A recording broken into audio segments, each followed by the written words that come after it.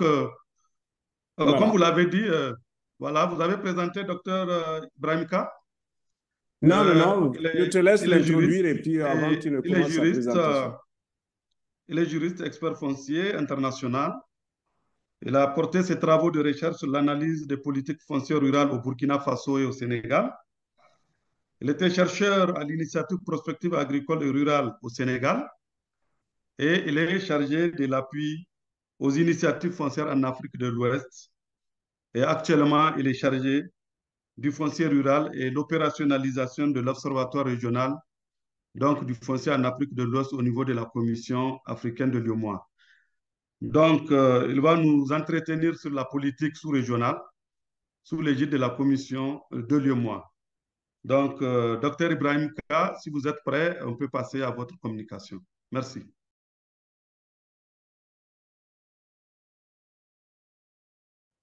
Union économique et monétaire ouest-africaine, dont le siège est basé ici à Ouagadougou.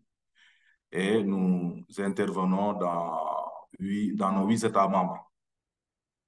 Donc, je m'en vais vous faire une présentation, n'est-ce pas, relative à quelques éléments sur la gouvernance foncière dans le Sahel, mais revenir sur l'expérience de la commission de l'UEMOA dans le domaine du foncier rural. Monsieur le modérateur, si vous permettez, est-ce que je peux partager mon écran? Ce qui sera certainement plus facile, je pense. Voilà, donc merci. Comme vous le savez, hein, de tout temps et en tout lieu, euh, le foncier a cela de commun qu'il constitue une ressource stratégique qui prend plusieurs dimensions. Une dimension culturelle, une dimension culturelle, une dimension relative à l'histoire, à l'identité, au développement, à la durabilité, pour ne citer que celle-ci. Dans le Sahel, la gouvernance du foncier se pose avec Monsieur K, acuité. excusez-moi, est-ce que vous pouvez mettre en mode diaporama pour permettre que tout le monde puisse bien voir? Oui. En bas à droite.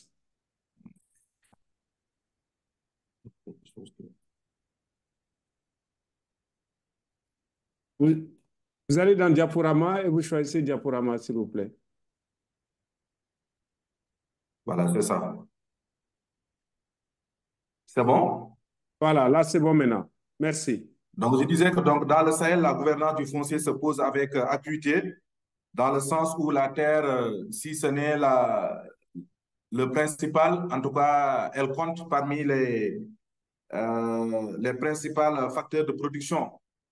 Et elle est au cœur d'une compétition qui implique plusieurs acteurs. L'État, en premier lieu, qui a besoin de terres pour la mise en œuvre de ses programmes d'investissement. Les collectivités locales ou bien territoriales qui se positionnent comme gestionnaires du foncier dans un contexte de décentralisation.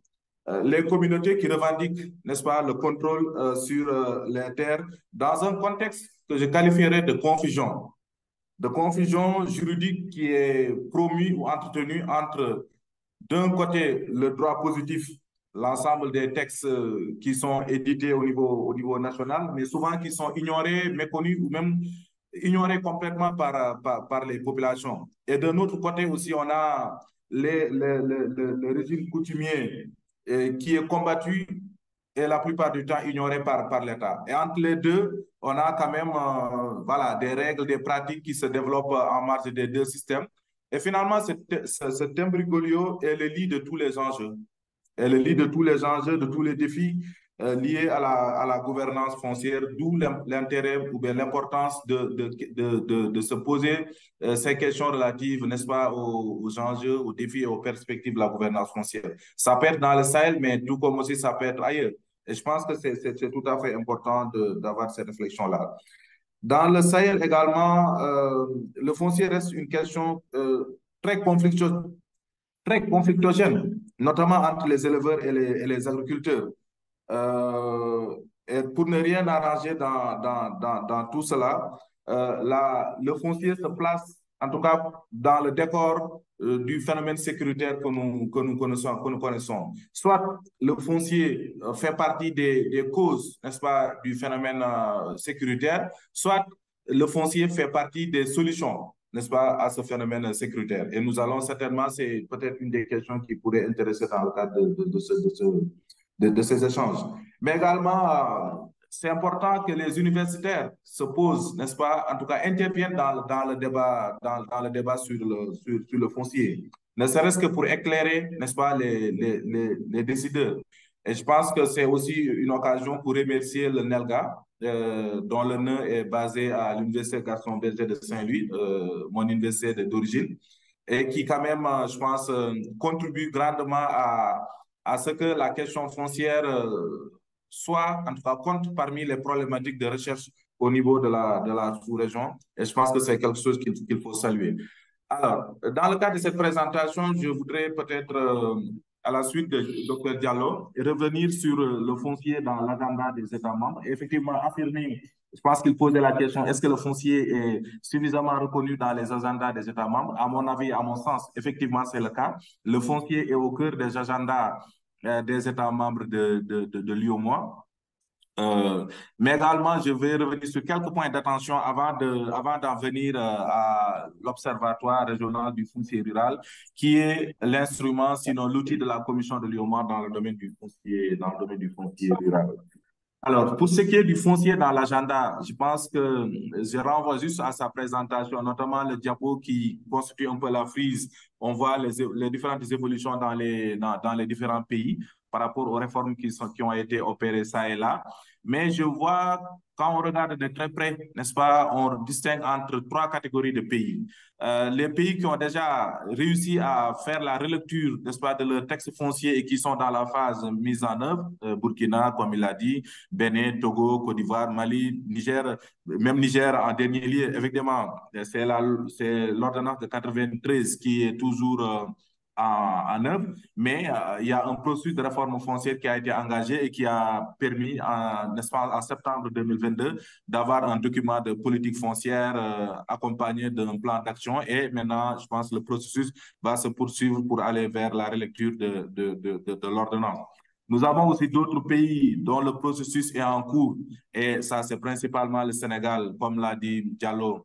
La loi de référence, c'est la loi de 64, mais effectivement, un processus de réforme foncière a été engagé depuis 2012 qui n'a pas été concluant à date, mais on continue quand même à avoir des textes, des décrets qui, quelque part, modifient même des fois en profondeur le système juridique, et aussi se féliciter qu'en 2013, enfin, le Sénégal a pu se doter d'un code pastoral, ce qui était vraiment très, très, très attendu dans la perspective de la sécurisation du foncier pastoral. Et je pense que quand on regarde de très près les États de la sous-région, sinon de l'UOMOA, nous n'avons que la Guinée-Bissau qui, quand même, a pu avoir un texte, n'est-ce pas, sur le foncier en 98, mais qui n'a pas pu jusqu'ici amorcer un processus de réforme foncière, même si, effectivement, des réflexions sont en cours, notamment sur la mise en place d'un observatoire et voilà, voir comment par la suite embrayer sur le processus de réforme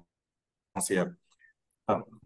Si j'en viens au point 2 sur les points d'attention, je pense que quand on regarde de très près, disons, l'écosystème foncier au niveau des États membres de l'UOMOA, on voit quand même que tous ces États sont en train de mettre en place des processus de réforme foncière, mais qui sont inspirés des recommandations issu du document cadre et ligne directrice sur les politiques foncières de l'Union africaine de 2010. Diallo en a parlé tout à l'heure, mais également de la stratégie de gouvernance foncière qui vient d'être adoptée en 2022. Et ce document de stratégie, plutôt ce document sur le cadre stratégique, sur le cadre et ligne directrice sur les politiques foncières de l'Union africaine, met en place un certain nombre de repères méthodologiques sur l'élaboration, la mise en œuvre, le suivi, la capitalisation de politiques foncières. Et une des recommandations, c'est qu'avant d'aller vers la modification des textes, il faut en amont réfléchir sur les enjeux, les défis, les grandes orientations, comment utiliser la terre au mieux des intérêts, n'est-ce pas, des parties prenantes, y compris des couches vulnérables. Et donc, ce document préconise l'élaboration préalable de documents de politique foncière. Et effectivement, c'est ce que nous voyons se faire dans la région. Le Niger, comme je l'ai dit tout à l'heure, avant d'aller, en tout cas, au lieu d'aller directement vers l'élaboration d'une nouvelle loi, et en tout cas, a plutôt proposé l'élaboration d'un document de politique. Et presque tous les États sont allés dans ce sens, ce qui me paraît être quelque chose d'extrêmement important. Même la Guinée-Bissau demande à être effectivement accompagnée pour disposer d'un document de politique avant, n'est-ce pas, d'arriver à la réforme proprement dite. Je pense que ça, c'est un premier point que je souligne. Le second point qui me paraît être extrêmement important, c'est que quand on regarde les différentes vagues de réformes foncières, notamment, y compris même avant la colonisation, pendant la colonisation et après la colonisation, on voit une tendance à la reconnaissance des terres au nom de l'État. Ça, c'est effectivement ce qu'on appelle le principe de domanialité. C'est ce principe-là qui a prévalu pendant la colonisation et évidemment aussi qui a prévalu juste après la colonisation. Les États nouvellement indépendants ont tous, à l'exception certainement du Sénégal et du Niger, adopté ce principe de domanialité qui disait que les terres appartiennent à l'État. Mais on voit que sous la poussée des directives volontaires, certainement la collègue de la FAO reviendra là-dessus, sous la poussée des directives volontaires, des principes des directives volontaires pour une gouvernance foncière responsable, applicable aux terres, aux forêts et aux pêches dans un contexte de sécurité alimentaire nationale. Ces principes-là recommandent effectivement la reconnaissance des droits fonciers légitimes. Parce que l'absence de la reconnaissance des droits fonciers coutumiers conduit tout simplement à une situation où ce qui est dit dans les textes, ou bien en tout cas dans les documents, ne correspond pas à la situation de fait sur le terrain. Parce que les communautés, dans tous les cas, continuent à considérer la terre comme un bien leur appartenant, dans la mesure où, effectivement, ce sont aussi ces communautés-là qui ont contribué à la mise en valeur, à la valorisation et même à la sauvegarde de ces ressources foncières-là.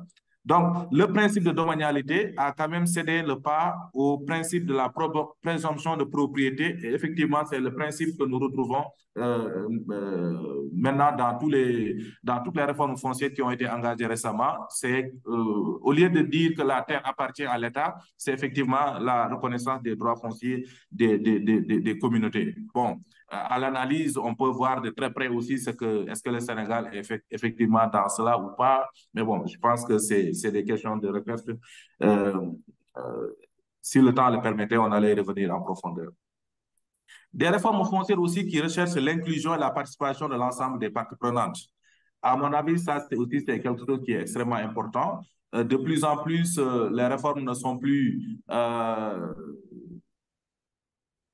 plus conduites par l'administration entre quatre murs, mais il y a souvent des processus qui sont mis en place et des processus qui impliquent l'ensemble des parties prenantes. Évidemment, il peut y avoir toujours des questions sur la qualité de la participation des différentes parties prenantes, mais dans tous les cas, c'est quand même quelque chose que nous notons et il faut s'en féliciter. Le fait que, voilà, dans tous les processus menés dans tous les pays, en tout cas, tous les acteurs sont représentés. Et je pense que ça renvoie à une nouvelle forme, une nouvelle méthodologie de fabrique des politiques publiques où voilà, l'ensemble des parties prenantes sont représentées. Il y a aussi un effort de sécurisation du foncier pastoral, notamment sur la reconnaissance de la fonctionnalité de l'espace, puisque les principes, les recettes de sécurisation foncière ne sont pas les mêmes selon qu'on est dans le foncier urbain, dans le foncier irrigué, dans le foncier pastoral. Et je pense que le fait d'avoir des codes, le fait d'avoir des textes sur le foncier pastoral contribue, n'est-ce pas, à cet effort de reconnaissance de la spécificité du foncier pastoral, notamment sur la mobilité. Parce que le foncier pastoral, c'est outre la terre, c'est aussi les ressources sur lesquelles cette terre-là, n'est-ce pas, les ressources que comporte la terre. Parce que disons-nous aussi que j'imagine quand aujourd'hui on va demander aux populations pastorales de chercher des titres, ce n'est pas leur priorité.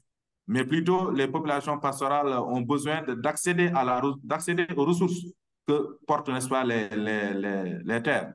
Et à mon avis, c'est quelque chose qui est extrêmement important. Je disais tout à l'heure que le Sénégal vient de se doter d'un code pastoral. Et je pense que c'est le seul pays qui restait qui n'avait pas de code pastoral parmi, en tout cas, nos États, en dehors aussi de la Guinée-Bissau. Il faut s'en féliciter.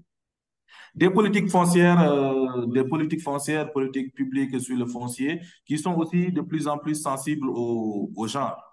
Il y a au niveau de l'Union africaine une campagne qui a été menée, Doyen Kanouté pourra certainement revenir là-dessus, sur la campagne Kilimanjaro, qui a été par la suite actée, et qui avait dit qu'au niveau de l'Union africaine, il y avait quand même une recommandation que chaque pays puisse mobiliser 30% des terres aménagées au profit des femmes. Et nous voyons que dans nos pays, c'est quelque chose qui commence à être implémenté, notamment même dans la loi au Mali. 15% des terres sont aménagées, sont données aux femmes et aux jeunes. Je pense que c'est quelque chose dont il faut se féliciter. Au Sénégal aussi, on a une circulaire, n'est-ce pas, qui va dans ce sens. Et la dernière réforme foncière au Niger, le document de politique foncière aussi, est même allé au-delà des 30%. Ils ont proposé plutôt 35%. Je pense que c'est quelque chose dont il faut se féliciter.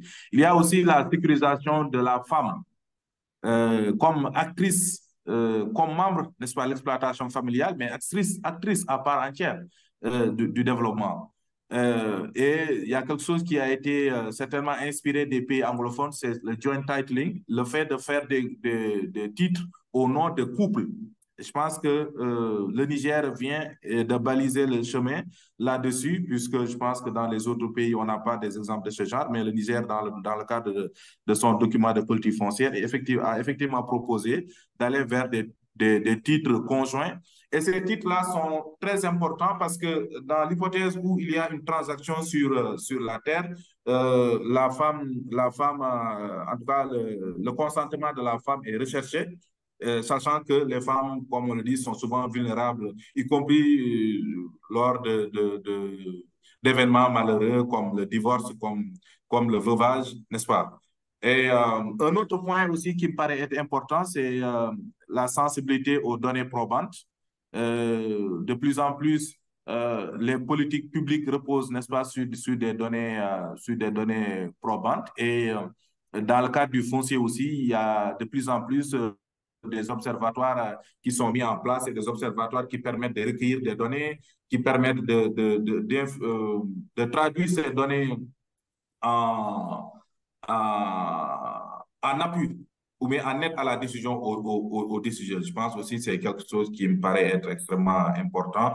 Nos États membres ont des observatoires actuellement, sauf peut-être Bénin et Togo, qui n'ont pas d'observatoire, mais qui ont des agences nationales voilà, du foncier et du domaine, ce qui est aussi extrêmement important. Et l'observatoire national, l'observatoire régional aide, n'est-ce pas, à mettre en place ce réseau d'observatoires. Nous y travaillons dans le cadre de notre programme d'activité. Et un dernier point, je pense, sur les points d'attention, c'est de dire que le foncier est dans l'agenda des États, mais également le foncier demeure et reste dans l'agenda des partenaires au développement. Et quand nous regardons de très près la région, nous voyons qu'il y a beaucoup de projets structurants, des projets à gros sous, n'est-ce pas, qui interviennent dans le renforcement de la sécurisation foncière, y compris avec cette approche d'enregistrement systématique des droits fonciers, où la Banque mondiale, mais également d'autres bailleurs, appuient des États à vraiment mettre en place des programmes de délivrance des titres. Je pense que c'est quelque chose qui me paraît être extrêmement important. Et ces projets, ces bailleurs viennent aussi humaniser, disons, les procédures foncières en mettant l'accent sur le consentement des populations lors de ces projets, sur les bénéfices que les populations doivent tirer, n'est-ce pas, lors de ces projets. Et ça me paraît être extrêmement important. Voilà donc quelques points d'attention que je voulais peut-être mettre disons, dans le panier. avant maintenant d'en venir à l'observatoire lui-même, et peut-être que je vais aller plus vite. Pour ce qui est de l'observatoire, au regard de tous les enjeux que j'ai dit, que j'ai déclinés en amont, l'UOMOA, il faut dire que la commission de l'UOMOA porte un intérêt particulier, n'est-ce pas, sur la question du foncier en général, mais également du foncier rural en particulier, dans le sens où le foncier compte parmi les problématiques au cœur du processus d'intégration régionale. Et cela se traduit par le fait qu'en 2001, la commission de l'UOMOA a adopté son document de politique agricole, PAU, politique agricole de l'Union. Et cette politique agricole de l'Union disait qu'en son article 8, qu'il faut, n'est-ce pas, maîtriser le foncier, qu'il faut sécuriser le foncier pour réussir, n'est-ce pas, le développement agricole. Et à partir de ce moment, la Commission a recherché la meilleure approche pour intervenir dans le domaine du foncier, sachant que le foncier quand même reste au cœur de la problématique de la souveraineté des États membres. Hein. Et c'est cela qui a fait qu'en 2004, la commission de l'UOMOA a commandité une étude régionale sur le foncier face aux défis de l'intégration. Et cette étude a été relue en 2009. Et cela a permis à la commission de l'UOMOA de dégager un plan d'action autour duquel, n'est-ce pas, son action est structurée autour du foncier. Notamment, ce plan d'action a été transformé en 2014 en un projet d'appui à la création d'un environnement foncier favorable au développement du secteur agricole. Donc, tout ce que nous faisons aujourd'hui dans le domaine du foncier est rattaché effectivement à ce projet d'appui à la création d'un environnement foncier favorable au développement du secteur agricole. Et ça tourne autour de 4 points principalement. C'est l'approfondissement des processus nationaux de réflexion et de dialogue, mais également la facilitation des concertations, mais également les échanges d'expérience entre les États membres. Ça, c'est un premier lot. Deuxième élément, c'est la mise en place comment on l'appelle, de l'observatoire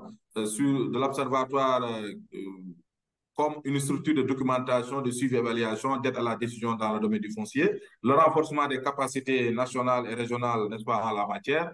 Et un dernier point, et un point non moins important, c'est la fourniture d'assistance technique aux États membres. Une assistance technique qui peut porter sur beaucoup de choses. Évidemment, en 2016-2017, la Commission a conduit, n'est-ce pas, l'étude régionale sur les marchés fonciers ruraux et les outils de leur régulation. Cette étude avait pour objectif, effectivement, de mettre à la disposition des États membres une gamme d'outils de régulation, n'est-ce pas, des marchés fonciers. Donc, voilà un peu l'esprit dans lequel nous intervenons dans le domaine du foncier rural. Mais il faut dire aussi que l'intervention de la commission de l'UOMOA dans le domaine du foncier trouve sa base dans l'instruction qui a été reçue des chefs d'État et de gouvernement en 2012. Les chefs d'État et de gouvernement en 2012 se sont retrouvés à Lomé et ont donné instruction à la commission de l'UOMOA de travailler, n'est-ce pas, sur la question foncière. Mais cette instruction est arrivée avec une recommandation, celle de ne pas y aller plus vite que notre ombre, peut-être, mais plutôt d'avoir une approche prudente, dans le sens où la CEDEAO, la commission de la CEDEAO avait en son temps essayé, n'est-ce pas, de mettre en place une directive, mais elle n'avait pas rencontré un succès dans ce processus-là. Et pour apprendre de cette expérience, les chefs d'État et de gouvernement nous ont dit que le foncier reste une question très sensible au cœur de la souveraineté des États et qu'il faut y aller très doucement. Le mieux, c'est peut-être de mettre en place un observatoire comme un learning hub, comme un cadre d'apprentissage. Les États membres peuvent partager les expériences. Et maintenant, quand la mayonnaise peut-être aura pris, de voir comment aller certainement vers un texte avec peut-être un minimum de principes pour mieux encadrer la gestion foncière dans notre région. Mais nous ne sommes pas encore à cette étape-là. Nous sommes au tout début de l'opérationnalisation de l'ORFAO. Nous sommes plutôt dans la phase partage d'expérience, production de produits de communication ça et là, et nous verrons peut-être les années à venir comment nous pourrons engager, n'est-ce pas, comment nous pourrons aller vers l'élaboration d'un texte sur le foncier. Donc, pour résumer, la commission de l'UOMOA actuellement met l'accent sur l'observatoire, mais également la fourniture d'assistance technique aux États membres, mais également aux autres acteurs, mais à leur demande. Ce sont les acteurs, effectivement, qui doivent demander la commission, n'est-ce pas, d'intervenir. Donc, si je résume, l'ORFAO, c'est 5 mots-clés: documentation, voilà, nous documentons les questions foncières, l'information, le suivi, l'évaluation, l'aide à la décision, mais également ces 3 instruments. On a un site Internet et je vous demande d'être, en tout cas, la communauté, la communauté de ce site Internet. ORFAO, si vous recherchez sur vos barres d'adresse ORFAO, certainement vous tomberez sur le site. Donc, on a un site Internet que nous alimentons et nous voulons en faire une plateforme, n'est-ce pas, d'information sur le foncier dans la région. Chaque pays a sa sous-page et nous essayons de faire en sorte que l'ensemble des textes, mais également de la documentation puisse être utile. Ce qui fait qu'un chercheur dans le domaine du foncier, il a quand même ce site comme un point, comme, disons, une bibliothèque en ligne où l'ensemble des textes sont là. En tout cas, c'est le vœu que nous formulons. Nous avons aussi des bulletins d'information que nous produisons avec les contributeurs que vous êtes. Il y a 4 bulletins qui sont déjà produits, 3 autres sont en cours. Et c'est aussi peut-être l'occasion de remercier Dr Diallo pour sa contribution, notamment sur le bulletin qui porte sur les marchés fonciers. Donc, vous êtes des investisseurs. Je pense que ce webinaire, c'est pour les universitaires. Nous comptons beaucoup sur les universitaires que vous êtes pour des contributions pour alimenter le bulletin, mais également pour alimenter le site Internet à travers vos contributions de qualité. Nous insistons aussi donc sur la fourniture d'assistants techniques, comme je l'ai dit tout à l'heure, aux États membres à leur demande.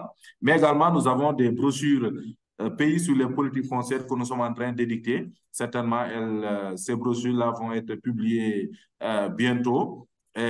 C'est des brochures qui abordent les mêmes points dans les différents États membres et cela permet d'avoir une comparabilité, n'est-ce pas, d'un pays à l'autre sur ce qui est en train d'être fait par rapport aux différents points. Et l'Observatoire compte sur un dispositif qui est composé des points focaux.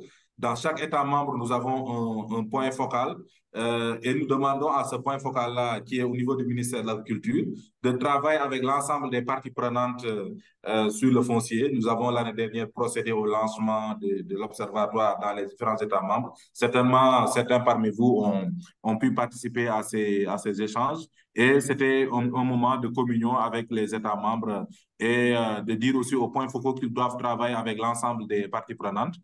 Si le besoin se fait sentir, je partagerai les contacts des points focaux dans les différents États membres pour que vous puissiez entrer en contact avec eux au besoin et de voir comment vraiment mieux participer à l'opérationnalisation de l'ORFAO. Nous avons aussi un groupe régional de travail qui est composé des points focaux, oui, mais également des organisations régionales que nous avons dans la région, que ce soit ROPA, RBM, APES, mais également d'autres organisations, CEDEAO, SILS.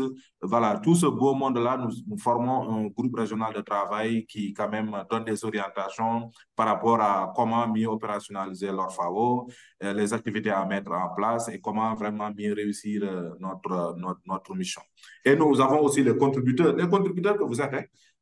Chacun de vous est un potentiel contributeur, soit du bulletin, soit du site Internet et autres, parce que à nous seuls, au niveau de la commission de l'UOMA, nous ne pouvons pas certainement faire grand-chose, mais nous comptons sur l'écosystème, sur le foncier au niveau local pour pouvoir influencer les décisions dans le sens de la prise en compte des intérêts que nous avons. Donc, l'ORFAO globalement contribue, n'est-ce pas, à l'atteinte des objectifs de l'Union à travers une bonne mobilisation du foncier rural.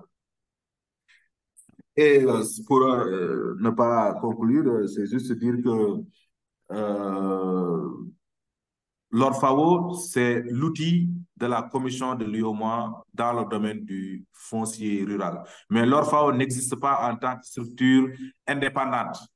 Non, c'est plutôt une structure de la commission de l'UOMA, n'est-ce pas, qui permet à la commission de l'UOMA de mettre le foncier aussi dans son agenda. Donc finalement, on a le foncier dans l'agenda des États, le foncier dans l'agenda des partenaires et le foncier dans l'agenda des institutions régionales, notamment la commission de l'UOMA, mais également la commission de la CEDEAO. Les 2 institutions viennent, et je pense qu'il faut le souligner, viennent de se doter de ressources humaines n'est-ce pas, pour la prise en charge du foncier.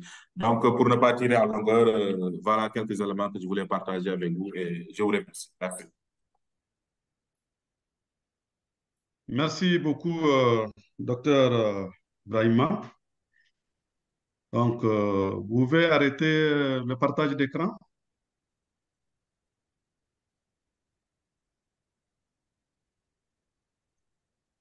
Merci, merci infiniment, en tout cas, pour cette communication très, très brillante, très enrichissante, et qui vient de faire un peu la situation du niveau de mise en œuvre des politiques foncières à travers les pays de l'UEMOA, en se focalisant sur les cas du Burkina Faso, du Bénin, du Togo, de la Côte d'Ivoire, du Mali et également du Niger.